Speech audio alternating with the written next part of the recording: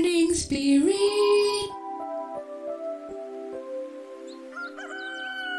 Selamat pagi, semangat pagi. Shalom Bapak Ibu dan saudara-saudariku yang dikasih oleh Tuhan Yesus, bertemu kembali di dalam Morning Spirit. Pagi ini kita akan belajar firman Tuhan dengan tema kedewasaan rohani. Kedewasaan rohani, ciri orang Kristen yang bertumbuh. Menjadi orang Kristen yang bertumbuh dan menjadi dewasa rohani adalah kehendak dari Allah, saudaraku, bagi setiap orang-orang yang percaya kepadanya. Karena hanya orang Kristen saja, orang Kristen yang dewasa rohani saja yang dapat dipakai menjadi saksi Tuhan Yesus yang efektif, saudaraku, yang efektif. Dalam 1 Korintus 13 ayat 11, saudaraku ya, ayat yang familiar ini berkata, ketika aku kanak-kanak, kata Rasul Paulus, aku berkata-kata seperti kanak-kanak. Aku merasa seperti kanak-kanak, aku berpikir seperti kanak-kanak. Tetapi sesudah aku dewasa, aku meninggalkan sifat kanak-kanak itu. Aku meninggalkan sifat kanak-kanak itu.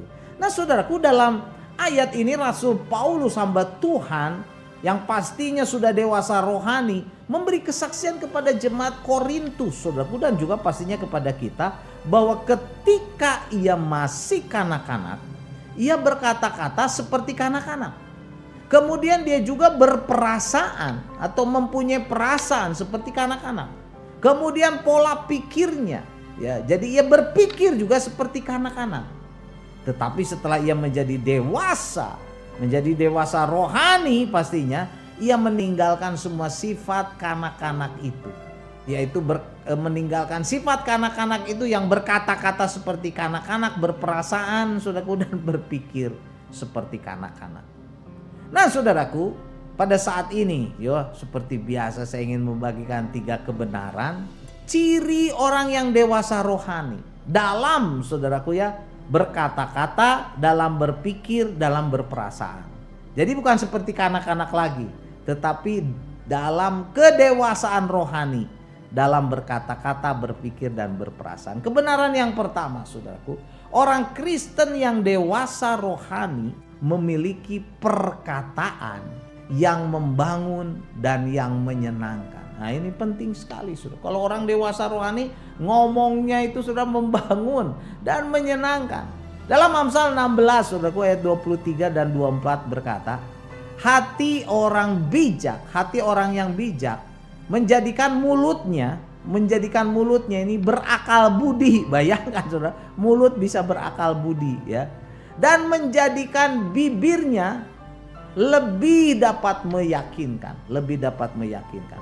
Perkataan yang menyenangkan, saudaraku, ya, keluar, ya.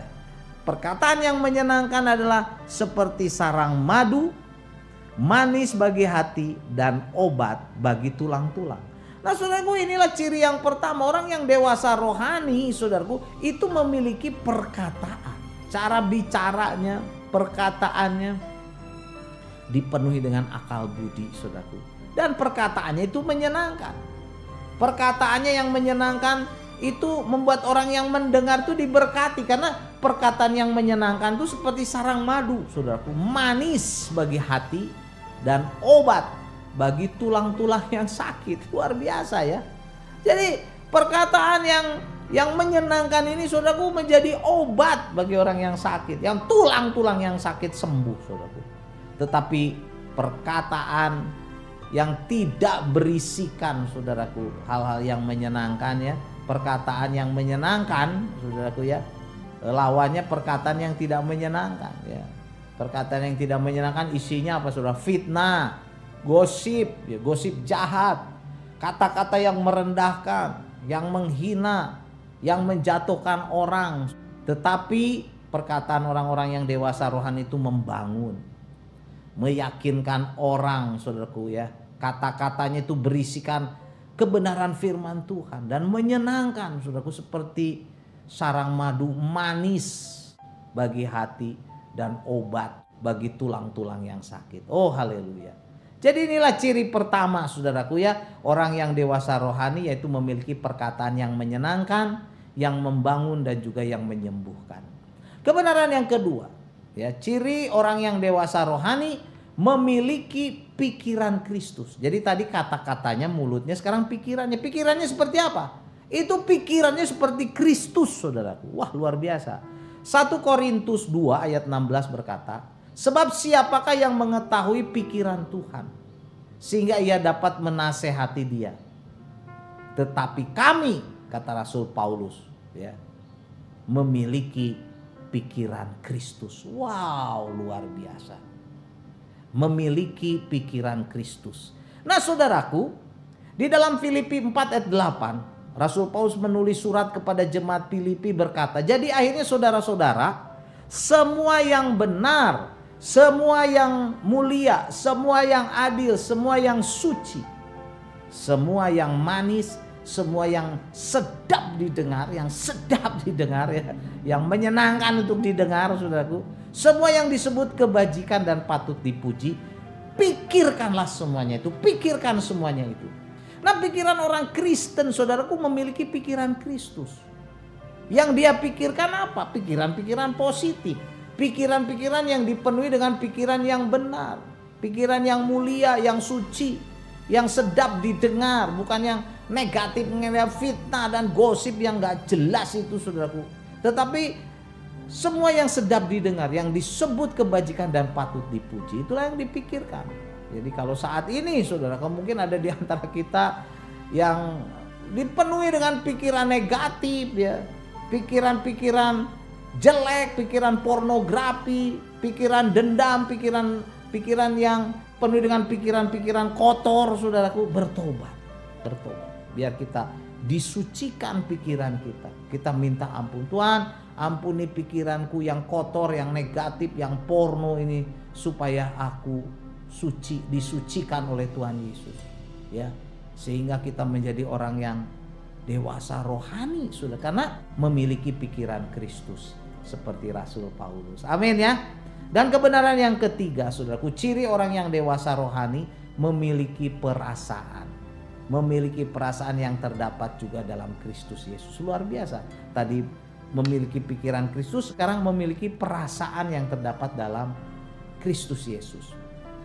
Filipi 2 ayat 5 sampai 7 berkata, hendaklah kamu dalam hidupmu bersama menaruh pikiran dan perasaan yang terdapat juga dalam Kristus Yesus, yang walaupun dalam rupa Allah tidak menganggap kesetaraan dengan Allah itu sebagai milik yang harus dipertahankan, melainkan telah mengosongkan dirinya sendiri dan mengambil rupa seorang hamba dan menjadi sama dengan manusia. Wow, itulah pikiran dan perasaan Kristus. Jadi orang Kristen yang memiliki kedewasaan rohani itu memiliki perasaan, saudaraku ya, yang sama dengan Kristus Yesus. Perasaan bagaimana? Perasaan yang rela berkorban untuk keselamatan orang lain. Perasaan yang rela, saudaraku, merendahkan hati, merendahkan diri. Yang rela melayani, yang rela menjadi saksi, yang rela berkorban, saudaraku, supaya banyak orang diselamatkan. Inilah ciri-ciri orang Kristen yang dewasa rohani. Mari saudaraku, kita punya perasaan dan pikiran kita, saudaraku, seperti Kristus. Amin saudaraku. Ini penting sekali. Banyak gereja-gereja pecah belah karena perkataan yang tidak baik, saudaraku, gosip, menekan dan sebagainya. Pikiran yang negatif, perasaan yang negatif. Kita harus tinggalkan itu, saudaraku ya. Jadi mari kita bertumbuh menjadi dewasa rohani supaya kita bisa menjadi saksi Kristus. Dan inilah 3 ciri orang yang dewasa rohani, saudaraku, dalam Kristus Yesus yang boleh kita pelajari saat ini. Yang pertama, orang yang dewasa rohani, saudaraku, memiliki perkataan yang membangun dan menyenangkan. Orang Kristen yang dewasa rohani memiliki pikiran Kristus. Dan yang ketiga, orang Kristen yang dewasa rohani memiliki perasaan yang terdapat juga dalam Kristus Yesus. Haleluya. 1 Korintus 13 ayat 11 saya bacakan lagi. Ketika aku kanak-kanak, kata Rasul Paulus, aku berkata-kata seperti kanak-kanak, aku merasa seperti kanak-kanak, aku berpikir seperti kanak-kanak. Tetapi sesudah aku dewasa, aku meninggalkan sifat kanak-kanak itu. Haleluya ya. Kemudian Paulus memiliki, saudaraku, perkataan yang membangun, menyenangkan. Kemudian dia memiliki pikiran Kristus dan juga perasaan yang terdapat juga dalam Kristus Yesus. Amin. Mari kita berdoa. Oh Tuhan, kami mau menjadi orang yang dewasa rohani. Perkataan kami menjadi perkataan yang menyenangkan, yang membangun, yang memberkati, yang memberikan kesaksian yang baik. Ampuni kalau sekarang kami masih, Tuhan, berkata yang kasar, marah-marah, sering menjelekan, menggosipkan orang, berbohong. Tuhan, ampuni kami.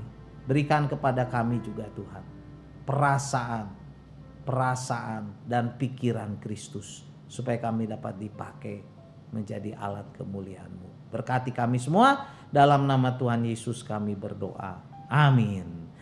Amin. Bapak, Ibu, dan saudara-saudariku yang dikasihi oleh Tuhan Yesus, seperti biasa kalau kita diberkati oleh Morning Spirit, jangan lupa klik like, subscribe, bunyikan loncengnya, saudaraku, supaya kita bisa mengikuti Morning Spirit ini terus. Dan kalau kita diberkati, bagikan Morning Spirit ini kepada banyak orang, kepada teman, keluarga, handai tolan. Sampai bertemu dalam Morning Spirit selanjutnya. Morning Spirit. Selamat pagi, semangat pagi.